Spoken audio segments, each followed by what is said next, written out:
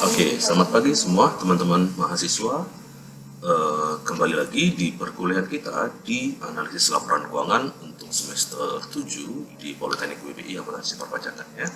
Nah, di minggu kedua yang lalu itu kita sudah membahas terkait tentang 4 hal di tujuan pembelajaran kita di pembahasan tentang tinjauan atas laporan analisis laporan keuangan.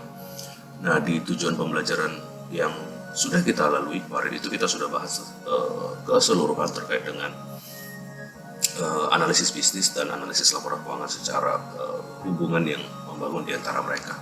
Nah, kemarin kita sudah membahas bagaimana penempatan analisis laporan keuangan di dalam suatu analisis bisnis. Nah, artinya sekarang kita akan belajar kepada tujuan pembelajaran kita yang tersisa untuk chapter tinjauan ini, yaitu tentang membahas tentang apa yang menjadi tujuan dari laporan keuangan dan hubungan di antara mereka, mengidentifikasi informasi analisis yang relevan di luar laporan keuangan, menganalisis dan menafsirkan laporan keuangan sebagai pratinjau untuk analisis yang lebih rinci, menerapkan beberapa teknik analisis laporan keuangan dasar, menentukan dan merumuskan beberapa model penilaian dasar, sampai kepada menjelaskan tujuan analisis laporan keuangan di pasar yang efisien. Nah, walaupun nanti mungkin yang pasar efisien ini tidak akan terlalu dalam saya jelaskan karena harusnya ini sudah pernah dipelajari di pasar modal dan di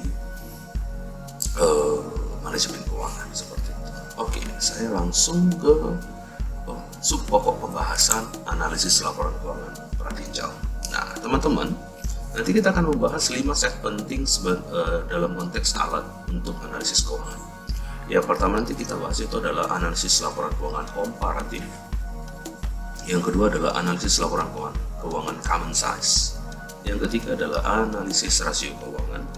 Keempat adalah analisis arus kas sampai kepada penilaian atau valuasi seperti itu. Nah, kita akan bahas analisis laporan keuangan komparatif yang pertama dulu. Di analisis keuangan komparatif analisis itu dilakukan dengan meninjau neraca, meninjau laporan laba rugi, dan atau meninjau laporan arus kas dari periode ke periode. Nah, biasanya analisis laporan komparatif ini melibatkan peninjauan perubahan saldo akun secara sendiri-sendiri pada basis tahun ke tahun atau multi tahun. Nah, informasi terpenting yang sering diungkapkan dari analisis laporan komparatif adalah tren atau kecenderungan pergerakan. Perbandingan pernyataan selama beberapa periode dapat mengungkapkan arah, kecepatan, dan tingkat tren. Jadi, laporan-laporan yang perbandingan laporan yang keuangan yang kita lakukan itu dapat menunjukkan arah, kecepatan, dan tingkat tren dari analisis laporan keuangan yang kita lakukan seperti itu. Nah, di salah satu bentuk analisis laporan keuangan seperti yang ditunjukkan di slide. Nah, biasanya dia tahun ke tahun, lalu ditinjau perubahannya sampai akhirnya perubahan itu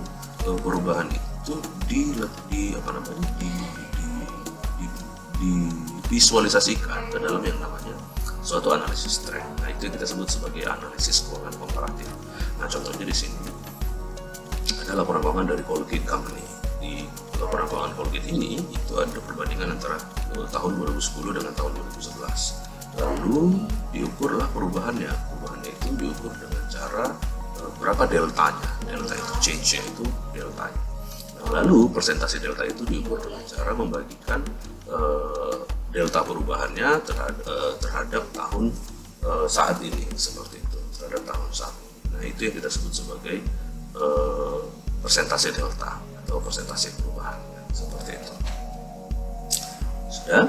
Nah, tahun base maksud saya bukan tahun ini ya, itu tahun 2010 seharusnya dasar dari laporan keuangan tersebut. Ya, jadi yang saya maksudkan itu adalah delta change-nya atau delta perubahannya itu dibagi dengan tahun base-nya atau tahun T kurang satunya atau T min satunya, yang dalam konteks ini adalah tahun 2010 seperti itu. Nah, jadi nanti kalau di tugasnya nanti saya minta kalian membuat suatu analisis laporan keuangan komparatif, saya harap kalian sudah bisa membuatnya seperti ini ya. Jadi nanti saya akan minta kalian untuk mencari laporan keuangan, satu laporan keuangan, lalu membuat analisis komparatifnya, dan kalian saya minta untuk membuat analisis trennya, ya, tren analisisnya. Lanjut. Lalu setelah analisis laporan keuangan komparatif, kita akan bahas yang kedua, yaitu analisis laporan keuangan common size. Nah, di analisis laporan keuangan common size, analisis laporan keuangan itu dapat memperoleh manfaat. Analisis laporan keuangan dapat memperoleh manfaat dari mengetahui berapa proporsi suatu kelompok atau subkelompok yang terdiri dari akun tertentu. Nah, secara khusus dalam menganalisis neraca adalah umum untuk menyatakan berapa total aset atau kewajiban yang terbagi sebagai bagian dari 100%. Kemudian akun dalam pengumuman ini menyatakan sebagai persentase dari total masing-masing. Dalam menganalisis laporan laba rugi, penjualan seringkali juga ditetapkan sebagai bagian dari 100%. Karena jumlah akun individu dalam grup adalah 100%, analisis dikatakan laporan keuangan dengan ukuran umum atau common size. Nah, prosedur ini juga disebut sebagai analisis vertikal.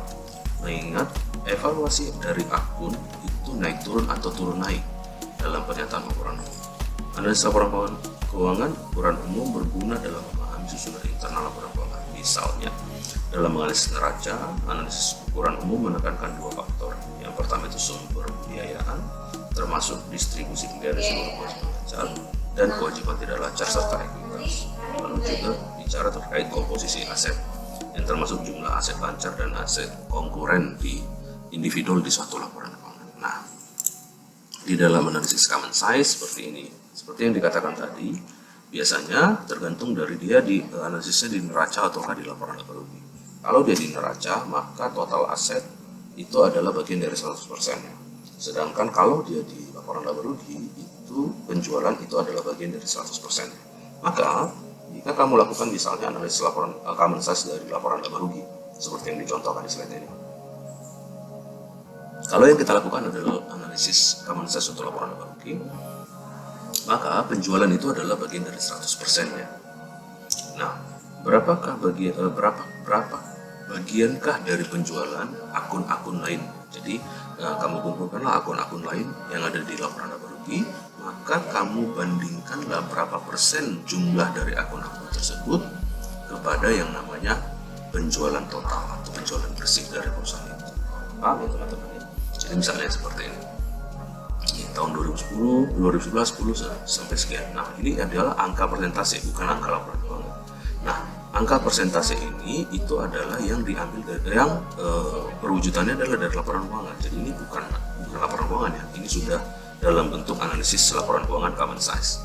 Nah, maka penjualan itu letaknya adalah 100%, bagian dari 100%. Nah, misalnya apakah ini misalnya 100 juta.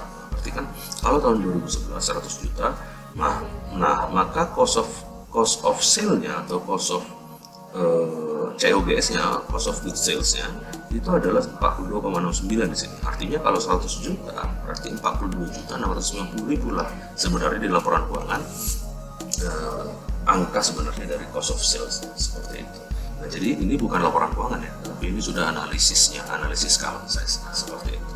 Dari mana dapatnya? Dari angka-angka yang ada di dalam laporan keuangan yang diperbandingkan kepada satu yaitu dalam konteks ini laporan laba rugi adalah net sales. Nah, maka ketika dia diperbandingkan kepada net sales-nya adalah bagian dari 100%-nya, akun yang lainnya itu adalah bagian persentase lainnya dari 100% tersebut seperti itu. Itu yang kita sebut dengan analisis common size seperti itu. Baik, kita masuk ke analisis yang ketiga, yaitu analisis rasio. Analisis rasio adalah salah satu alat analisis keuangan yang paling populer dan banyak digunakan. Namun perannya sering disalahpahami dan akibatnya kepentingannya sering dilebih-lebihkan.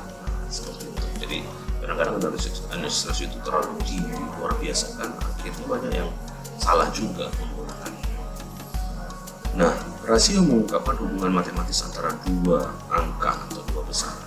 Rasio 200:100 dinyatakan sebagai 2:1 atau cukup 2. Meskipun perhitungan rasio adalah operasi aritmatika sederhana, interpretasinya lebih kompleks. Nah, di sini saya tekankan kepada kalian. Analisis rasio bukan sekedar kalian mampu untuk menghitung dan menghasilkan angkanya, tetapi analisis rasio yang paling penting di dalamnya adalah terkait interpretasinya. Bagaimana kita memahami angka-angka tersebut menjadi suatu alat analisis seperti itu. Nah, agar bermakna, rasio harus mengacu pada hubungan yang penting secara ekonomi. Misalnya, ada hubungan langsung dan penting antara harga jual barang dan biayanya tentu. Kenapa kita bahas harga jual barang dan biayanya? Supaya kita tahu sebenarnya berapa profit margin ya, profit margin dari barang yang kita jual. Oleh karena itu, rasio harga muka penjualan terhadap penjualan menjadi penting. Sebaliknya, tidak ada hubungan yang jelas antara biaya pengangkutan dan keseimbangan sekuritas yang dapat dipasarkan. Nah, ini nggak nyambung. Nah, jadi sebenarnya analisis rasio itu harus kita hitung dengan keterkaitan. Jadi nggak boleh juga hanya asal dihitung hasilnya angka. Kalau kamu hitung secara matematika, angkanya akan keluar. Tapi apakah angka itu penting? Apakah angka itu bermakna? Itu yang paling harus bisa kita nyatakan di dalam analisis rasio. Oke. Rasio adalah alat untuk memberi kita wawasan tentang kondisi yang mendasarinya. Rasio adalah salah satu titik awal analisis, bukan titik akhir. Jadi ini adalah starting point-nya. Titik akhirnya adalah kembali kepada kemampuan kamu memahami dan menginterpretasi angka-angka tersebut. Rasio jika diinterpretasikan dengan tepat, mengidentifikasi area yang membutuhkan investigasi lebih lanjut. Analisis rasio dapat mengungkapkan hubungan penting dan dasar perbandingan dalam mengungkapkan kondisi dan tren yang sulit dideteksi dengan memeriksa komponen individu yang membentuk rasio tersebut. Namun, seperti alat analisis, rasio seringkali paling berguna jika berorientasi kepada masa depan. Jadi harus pada proyeksi masa depannya. Kegunaan rasio bergantung pada aplikasi dan interpretasi alternatif, dan ini adalah aspek analisis rasio yang paling penting. Seperti itu, jadi interpretasi yang paling penting adalah konteks analisis rasio, bukan cara menghitung angkanya, tapi untuk selesai. Nah, ilustrasi analisis rasio. Kita dapat menghitung berbagai rasio menggunakan laporan keuangan perusahaan. Beberapa rasio memiliki penerapan umum dalam analisis laporan keuangan, sementara yang lain unik untuk keadaan atau industri tertentu. Jadi pada dasarnya ada beberapa rasio yang orang seharusnya kalau dia udah di dunia bisnis sudah paham seperti itu. Misalnya profit margin itu apa? Itu perbandingan antara harga muka penjualan terhadap penjualannya, total penjualannya. Nah, seperti itu. Nah, di sini saya akan jelaskan tiga kelompok besar, ya, 3 bidang penting di dalam analisis rasio di dalam yang namanya analisis keuangan. Analisis yang pertama itu adalah analisis kredit atau analisis risiko. Analisis kredit dibagi kepada 2 kelompok, subkelompok lagi. Yang pertama itu analisis likuiditas. Nah, tujuan dari analisis likuiditas adalah untuk mengevaluasi kemampuan perusahaan untuk memenuhi kewajiban jangka pendeknya. Nah, ini penting ya teman-teman.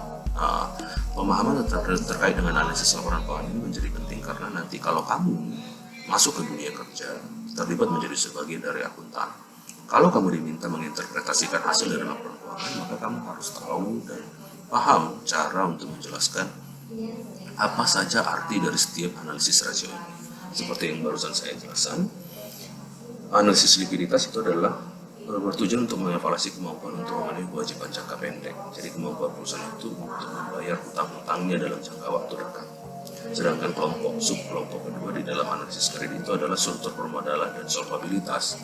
Nah, struktur permodalan dan solvabilitas tujuannya sama seperti tadi likuiditas untuk memenuhi kemampuan membayar kewajiban, tapi pada sifat yang lebih panjang atau time frame atau periode waktu yang jauh lebih panjang. Nah, itu kita sebut dengan analisis kredit. Analisis kredit itu ada 2, likuiditas dan juga struktur permodalan, ya, working capital dan juga solvabilitas seperti itu. Nah, kelompok rasio yang kedua itu adalah kita sebut sebagai analisis profitabilitas. Nah, di analisis profitabilitas itu kita bagi kepada 3 subkelompok lagi. Yang pertama itu adalah pengembalian investasi atau return on investment untuk menilai imbalan finansial kepada para pemasok ekuitas dan pembiayaan utang. Ada beberapa alternatif dari return on investment lagi, ROA, ROI, ROE, itu semua adalah bagian dari pengembalian investasi. Kemudian performa operasi itu juga adalah operating performance untuk mengevaluasi margin keuntungan dari aktivitas operasi. Subkelompok yang ketiga dari analisis profitabilitas adalah pemanfaatan aset atau asset utilization untuk menilai efektivitas dan intensitas aset dalam menghasilkan tabungan yang disebut juga sebagai omset. Nah, itu adalah kita sebut sebagai analisis profitabilitas. Selanjutnya, bagian ketiga dalam analisis rasio adalah untuk valuasi atau penilaian, untuk memperkirakan nilai intrinsik suatu perusahaan atau kita sebut sebagai nilai pasar dari suatu perusahaan seperti itu. Oke, kita lanjut. Kita bahas satu persatu.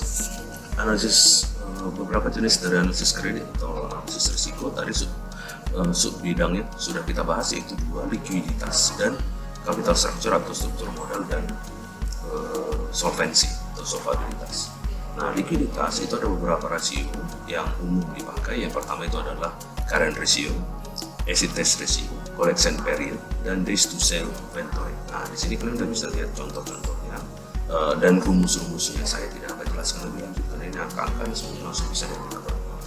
Hanya perlu kalian pahami dari bahasa Inggris kepada bahasa Indonesia. Current ratio itu sama dengan current asset dibagi dengan current liabilities. Nah, saya akan jelaskan current ratio ini dari sisi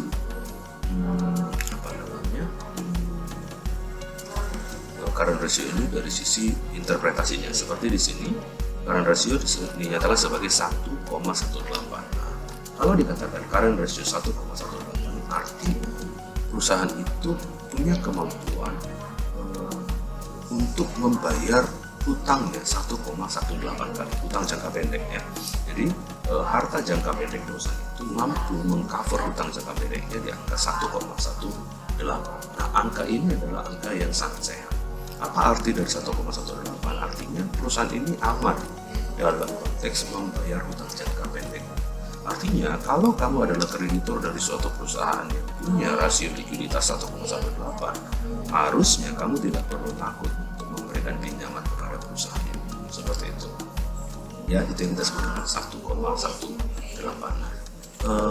Pada dasarnya benchmarking dari current ratio itu adalah di atas 1, di atas angka 1. Ya, di atas angka 1 artinya di atas angka 1 itu adalah bahwa harta perusahaan itu mampu mengcover hutang jangka pendeknya sepenuhnya. Kemudian ada acid test ratio. Acid test ratio itu adalah cash dan equivalency cash ya, kas dan setara kas ditambah surat-surat berharga ditambah piutang dibagi dengan current liabilities. Nah, ini lebih detail lagi daripada current ratio. Ini jauh lebih ketat lagi. Acid test ratio ini adalah angka-angka dari harta lancar perusahaan yang sifatnya paling cepat untuk bisa menjadi uang ya, menjadi cash. Nah, artinya kemampuan perusahaan untuk bisa membayar utang itu diukur dari berapa jumlah harta perusahaan itu yang memang paling cepat untuk bisa menjadi cash, seperti itu. Nah, ketika dia cepat untuk bisa menjadi cash, maka kemampuan perusahaan untuk menghasilkan uang dengan cepat ini itu akan menjamin kepada para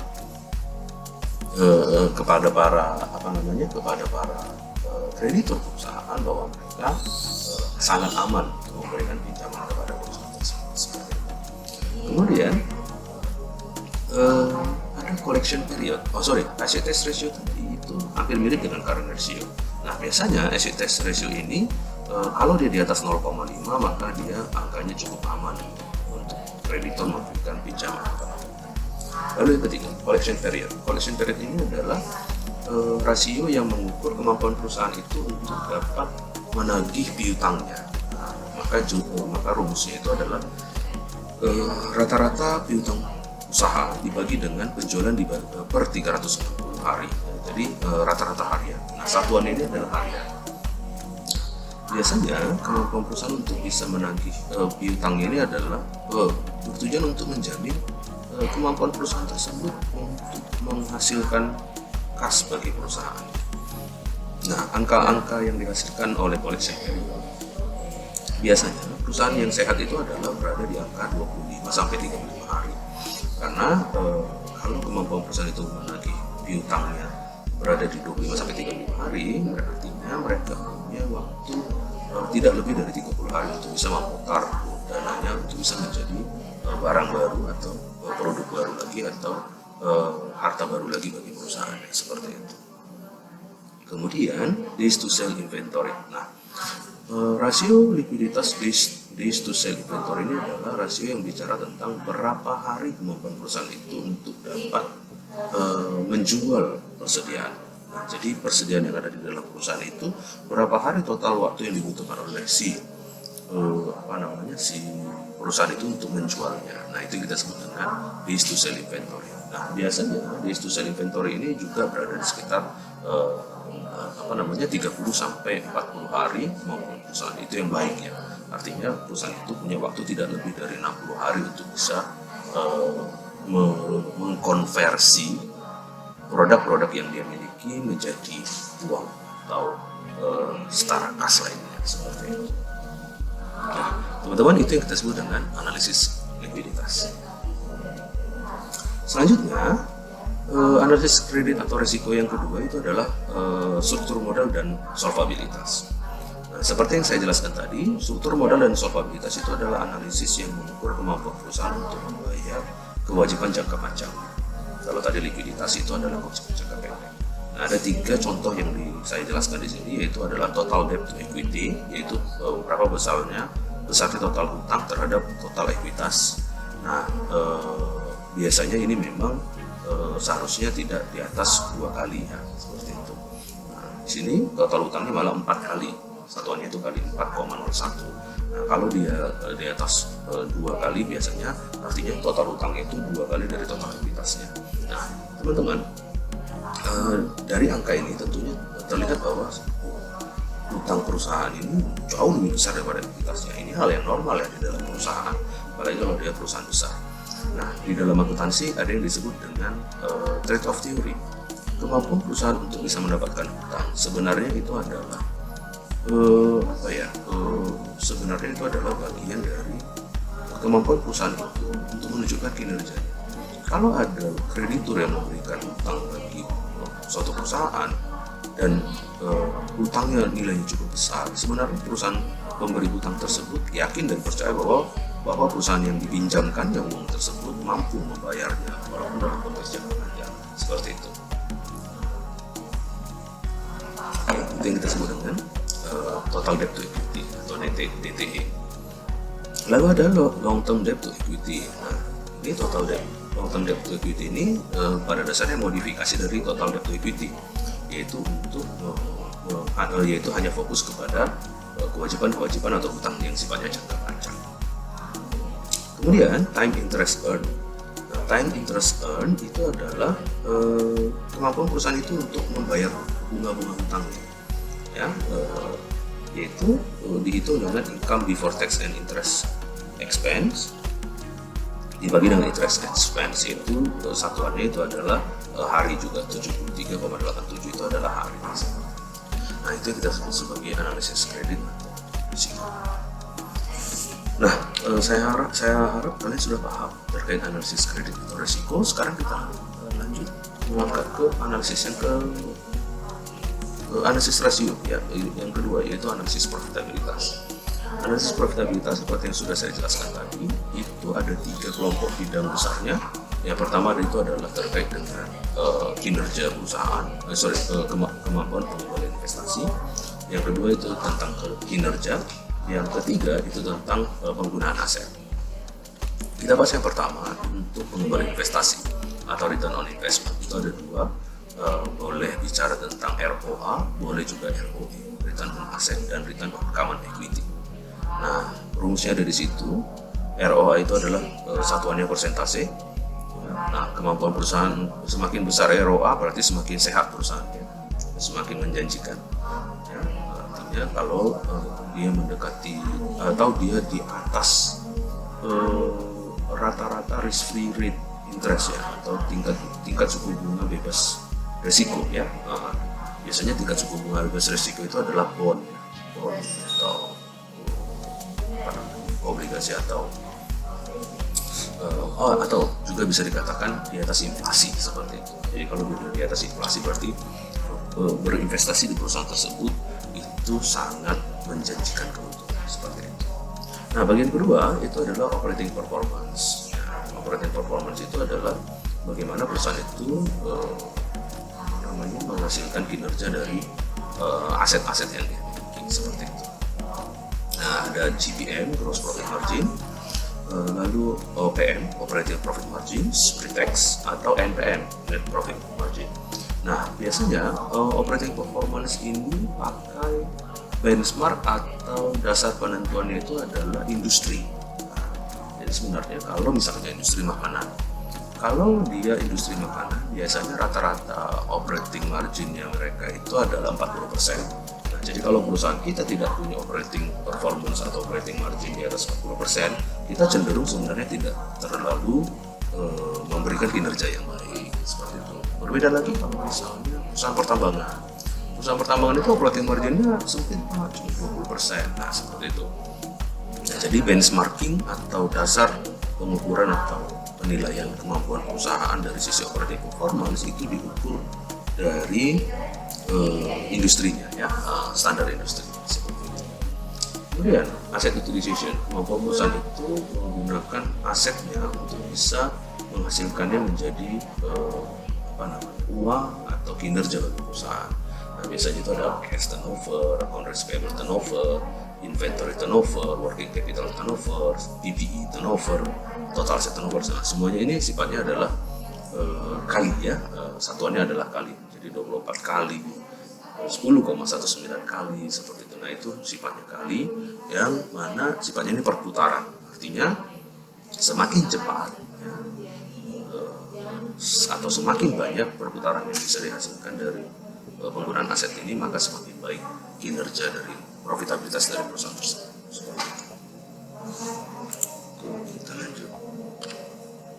Next, ketiga di dalam konteks analisis rasio itu adalah analisis valuasi. Nah, analisis valuasi itu adalah seperti yang saya jelaskan tadi, analisis yang mencoba menghadapkan angka-angka laporan keuangan terhadap kondisi di pasar. Nah, pengukuran pasar. Ya, misalnya di sini price to earning, earning yield, dividend yield, dividend payout rate, sampai price to book. Nah, itu adalah angka-angka yang bisa digunakan, persentase-persentase yang digunakan untuk mengukur valuasi perusahaan tersebut di pasar, seperti itu. Nah, price to earnings itu 18,55, misalnya di sini itu angka di mana berapa jumlah laba yang bisa dihasilkan per lembar saham, seperti itu. Oh, so itu tadi earning yield, seperti itu, ya. Dividend yield itu konteks pada laba. Sampai price to book, price to earning itu adalah berapa berapa harga pasar per laba yang dimiliki oleh perusahaan tersebut. Itu adalah analisis valuasi.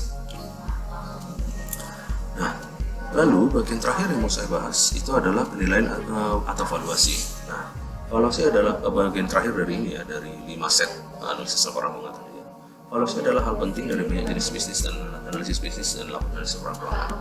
Valuasi biasanya mengacu pada perkiraan nilai intrinsik perusahaan atau saham. Dasar valuasi itu adalah nilai sekarang. Nah, ini sebenarnya sudah pernah kalian lakukan, kalian pelajari ketika menilai aset, menilai pembelian aset, menilai obligasi dan lain sebagainya. Nah, itu kita sebut valuasi. Lalu, saya akan jelaskan kepada kalian tentang analisis pada suatu pasar yang efisien, teman-teman. Analisis rasio pada dasarnya adalah angka-angka yang dilakukan dengan analisis keuangan pada dasarnya dilakukan dengan mendasarkan data dari laporan keuangan. Nah, pada dasarnya analisis laporan keuangan itu sangat bergantung kepada kondisi pasar di suatu negara. Nah, kondisi pasar tersebut itu yang menciptakan apakah sebuah pasar di dalam sebuah wilayah atau negara atau regional itu sangat efisien, kuat, lemah, atau semi strong. Nah, seperti itu yang kita sebut dengan pasar yang efisien.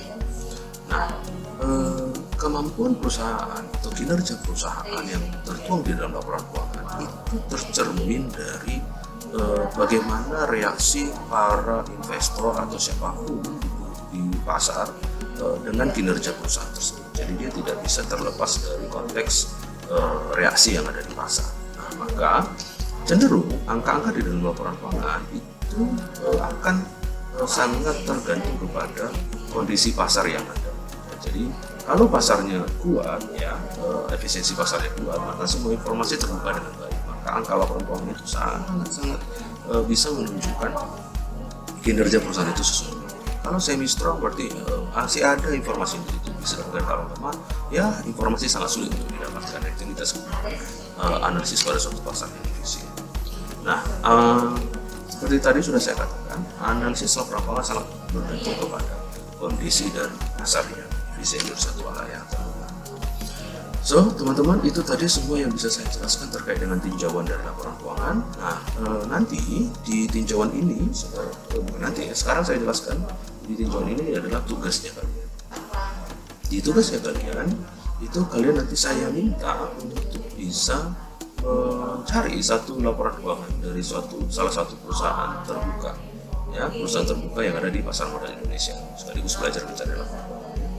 Nah, laporan keuangan tersebut lalu kamu lakukan analisis seperti yang sudah saya jelaskan tadi, yaitu 5 alat-alat analisis tadi. Tapi saya minta hanya 4 saja. Yang pertama itu adalah analisis komparatif, analisis common size, analisis rasio. Yang 3 ini aja, seharusnya saya nggak usah ya. Yang 3 ini saja, komparatif, common size, dan analisis rasio. Nah, berdasarkan penjelasan yang sudah saya sampaikan, saya harap kalian bisa untuk melakukan analisis tersebut. Nah, nanti akan saya masukkan di bagian assignment bagaimana cara kerja kalian untuk melakukan analisis tersebut, seperti itu. Nah, ke depan kita akan membahas tinjauan umum atas laporan keuangan ini kepada 3 bagian. Yang pertama itu adalah nanti setelah ini kita akan bahas tentang financial reporting and analysis, ya, laporan keuangan dan analisisnya, analisis pendanaan, analisis investasi, analisis operasi, sampai kalau nanti memungkinkan kita sampaikan analisis arus kas, dan part ketiga total yaitu tentang financial analysis. Mudah-mudahan bisa kita belajar di kondisi pembelajaran online. So, teman-teman, sekian dan itu dulu penjelasan saya untuk minggu kedua dan minggu ketiga ini. Sampai nanti kalian bisa di minggu keempat bisa menyelesaikan yang saya sebutkan tadi, kemampuan kalian untuk bisa memahami dan menjelaskan serta mengerjakan tugas terkait dengan analisis yang sifatnya masih awalan ini semua bagi kalian, seperti itu. Sekian dari saya dan sampai ketemu di materi berikutnya. Terima kasih.